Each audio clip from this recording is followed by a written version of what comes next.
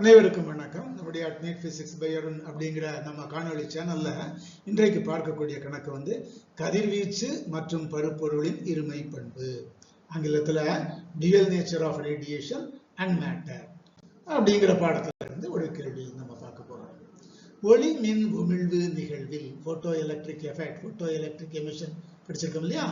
ஒளி மின் உமிழ்வு நிகழ்வில் ஒரு குறிப்பிட்ட உலோகத்தின் பயன் தொடக்க அதிர்வெண்ணை விட, பயன் தொடக்க அதிர்வெண் என்ன சார்? அதுதான் ஒரு மெட்டல், ஒரு உலோக பரப்பு ஒளி மின் விளைவை தொடங்குவதற்கான மிக குறைந்த அதிர்வெண், சரியா? ஒளிமின் அதை விட 4 மடங்கு அதிர்வெண் கொண்ட கதிர்வீச்சு அந்த உலோக பரப்பில் படுகிறது. அப்படி படும்போது வெளிப்படும் எலக்ட்ரானின் பெரும திசை வேகமானது.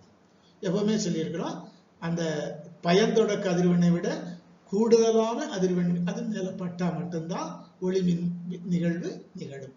இங்க 4 மடங்கு அதிகமாகப்படுது, கண்டிப்பாக ஒளிமின் நிகழ்வு உமிழ்வு கண்டிப்பா நிகழும், நடக்கும், சரியா? சரி, அதில் விடப்படக்கூடிய எலக்ட்ரானின் பெரும திசை வேகம் எவ்வளவு?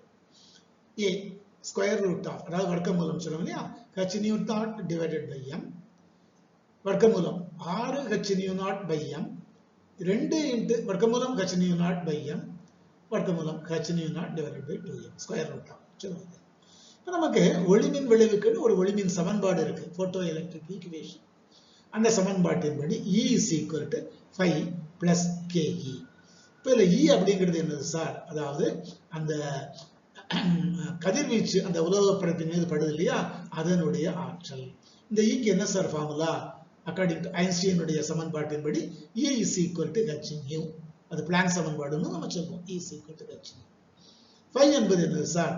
அதுதான் ஒளி மின்னேற்று ஆற்றல், ஒளி வெளியேற்று ஆற்றல் அப்படின்னு சொல்லுவோம். phi அதுக்கு ஃபார்முலா என்னன்னு சொன்னா h nu naught. அப்ப இதுல ஹச்ங்கிறது இங்க சொன்னாலும் சரி, இங்க சொன்னாலும் சரி, h என்பது பிளாங்க் மாறிலி. இங்க சொல்ற h nu என்பது அந்த கதிர்வீச்சினுடைய அதிர்வெண்.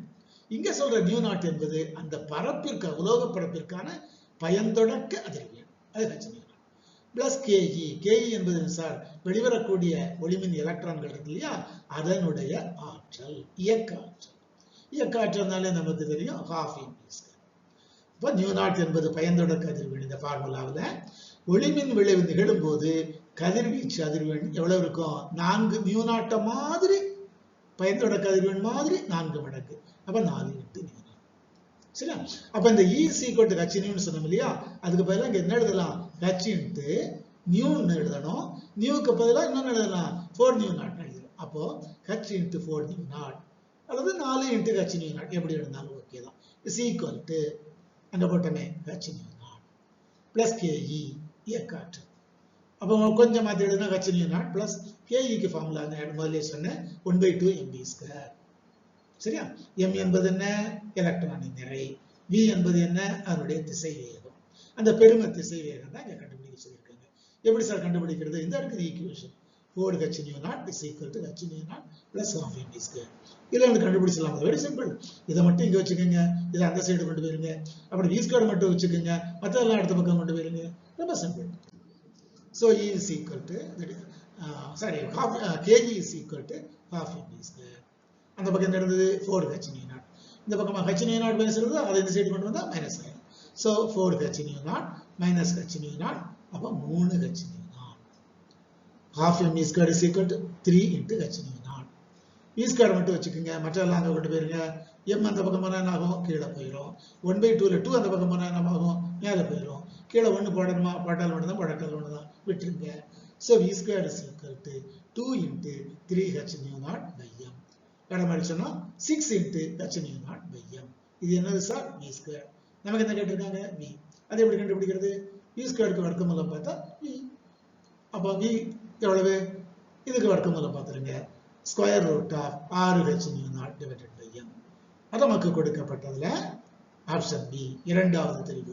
வெளிப்படும் எலக்ட்ரானின் பெரும திசைவேகம் v is equal to square root of, அது வர்க்கமூலம் 6h nu naught divided by m.